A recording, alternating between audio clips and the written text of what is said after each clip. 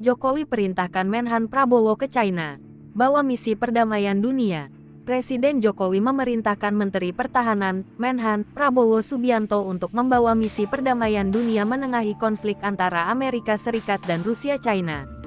Sebagai bentuk nyata untuk meredakan konflik antara AS, Rusia dan China, Jokowi secara khusus memerintahkan Prabowo Subianto untuk terbang ke China.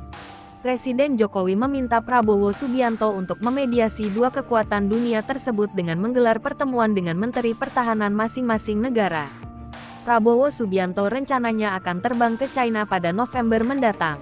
Tak hanya ke China, Prabowo mengaku dirinya bisa saja langsung terbang ke Moskow jika Presiden Jokowi menginginkannya.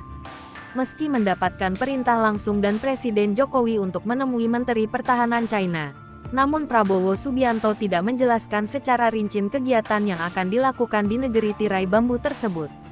Sebelum mendapatkan perintah bertemu dengan Menteri Pertahanan China, Prabowo Subianto sudah melakukan kunjungan ke Amerika Serikat. Namun, Prabowo menegaskan, upaya itu harus ditempuh karena Indonesia sebagai negara non-blok harus selalu mencari jalan tengah dengan menghormati setiap negara. Prabowo menambahkan, dunia saat ini tengah menghadapi dampak perang antara Ukraina dan Rusia yang dikhawatirkan dapat memicu perang dunia ketiga yang diwarnai perang nuklir.